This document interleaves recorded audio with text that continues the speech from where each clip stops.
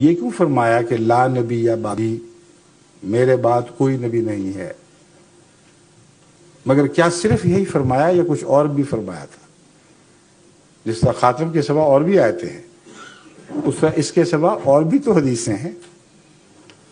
اگر ان کو سامنے نہیں رکھو گے تو پھر حقیقت میں حضرت اقدس محمد رسول اللہ کا منشا تم پا ہی نہیں سکتے، اور اصول یہی ہے کہ تضاد وہاں بھی نہیں نکلے گا۔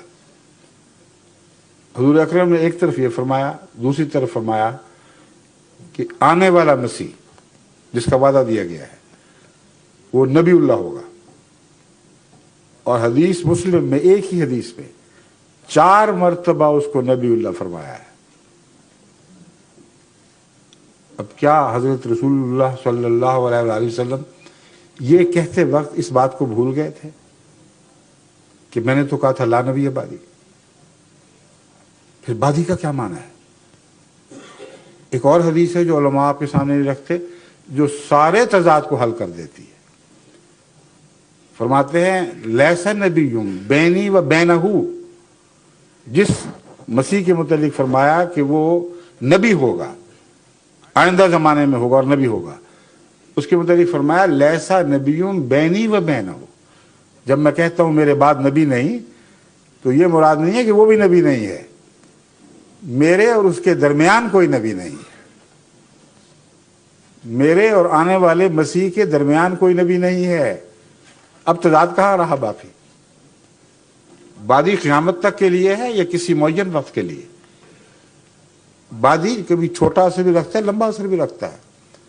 سوال یہ ہے کہ محمد رسول اللہ صلی اللہ علیہ وآلہ وسلم اس بات کو قیامت سے ملا رہے تھے یا ایک لمبے عرصے کا بعد مراد ہے جس نے کسی وقت ختم ہونا تھا؟ کس بات پر، کس وجود پر ختم ہونا تھا؟ حدیث مسلم نے بتایا کہ اس کے باوجود مسیح نبی اللہ کے طور پر آئیں گے، اور اس حدیث نے دکھا دیا کہ حضرت صلی اللہ علیہ وآلہ وسلم کا منشا یہ ہے کہ میرے بعد عیسیٰ کے آنے تک کوئی نبی نہیں آئے گا۔ یہی مضمون عمر کے متعلق روایت کرتے ہوئے حضرت عمر رضی اللہ تعالیٰ کو حضرت صلی اللہ علیہ وسلم نے ان کے متعلق بات بیان فرماتے ہوئے کہا کہ اگر میرے بعد آنا ہوتا تو عمر ہوتا۔ صاف پتہ چلا کہ مان بعد مراد ہے۔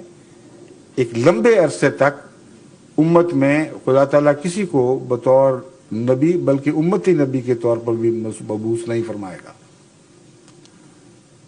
اگر فرمانا ہوتا تو ایک اور حدیث وضاحت کر رہی ہے کس کو فرماتا۔ حدیث میں ہے حضرت ابراہیم جو حضرت صلی اللہ علیہ وسلم کے صاحبزادے تھے، جب چھوٹی عمر ہی میں آپ کی وفات ہوئی تو ان کو لحد میں اتارتے ہوئے، اور یہ واقعہ آیت خاتم النبیین کے نزول کے بعد کا، یاد رکھیں، تمام علماء کو مسلم ہے، اس میں کوئی اختلاف نہیں۔ جب حضرت ابراہیم کی چھوٹی عمر میں وفات ہوئی، ان کو لحد میں اتارتے ہوئے حضرت صلی اللہ علیہ وآلہ وسلم نے فرمایا لو عاشا لکان صدیق النبی، اگر یہ زندہ رہتا تو یقیناً صدیق نبی بن جاتا۔ یہ اس وقت فرمایا جبکہ خاتم النبیین کی آیت نازل ہو چکی تھی، جب یہ بار بار فرما چکے تھے کہ لا نبی بعدی۔ اب اس نے بات کا ایک اور معنی نکال دیا اور ابھار کر سامنے رکھ دیا، جس کو پرانے زمانے کے متقی اہل علم نے سمجھا، پہچانا اور ہمارے سامنے رکھا۔